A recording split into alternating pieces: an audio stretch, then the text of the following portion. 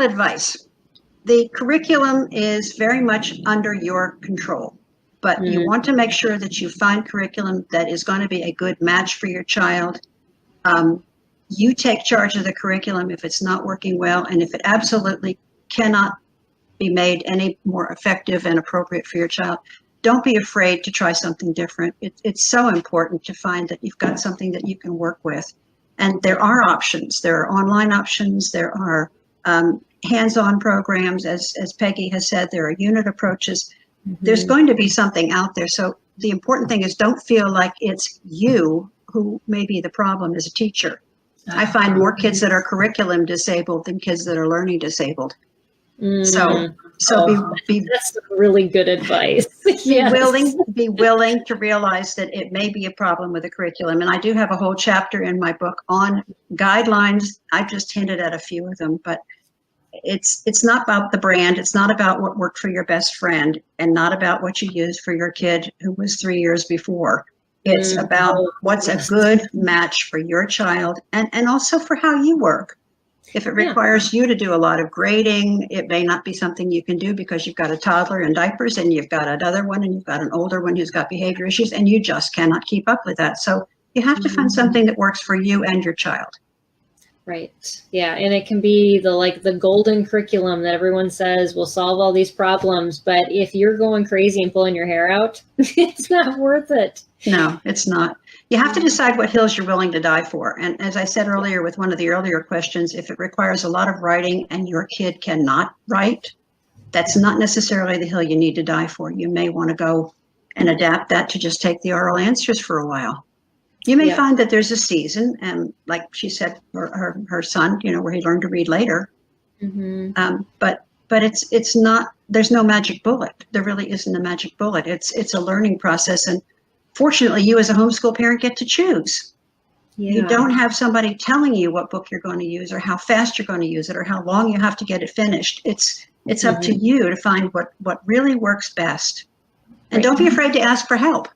If there's a person nearby or there's a Facebook group that's talking about these things, there are wonderful resources and you don't have to do it alone. So please be willing to reach out. Okay. Yeah. It's not definitely, it's not a make or break for you alone. You don't have to walk this journey alone anymore. I mean, I'm sure, back when Peggy started, it was pretty much all up to her. Yeah, I went to homeschool conferences and I told people when I spoke at this last one, I went home and cried, because I really had no resources. And, that's what we want to make these videos for you, to understand that there's people that have been there, done that, have expertise like Judi that you can go to. And Judi's on our website and she does consulting. So you can find under our consultants page if you want to connect with her, and she can work with you one-on-one and walk you through this too if you have lots of questions.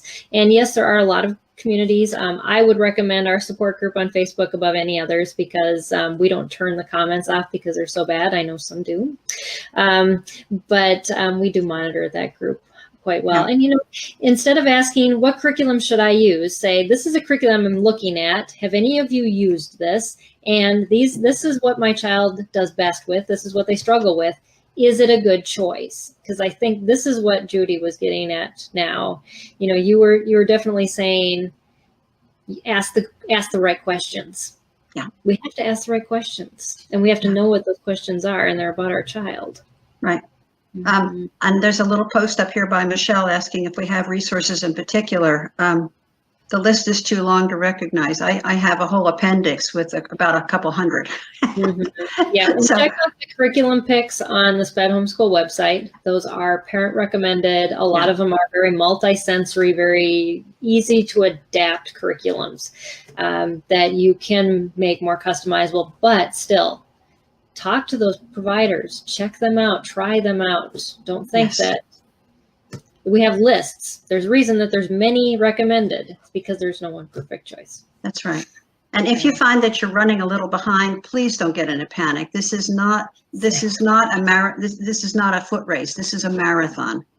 So be kind to yourself. If you run into some snags or your child's not making progress for the moment, please be kind to yourself and be willing to just if you were making a trip and you feel like you missed one of your turns, the journey is not all over. You just do a roundabout and you go back and look for the road sign for the next turn. Exactly. Yep. So be kind to yourself. So such good advice.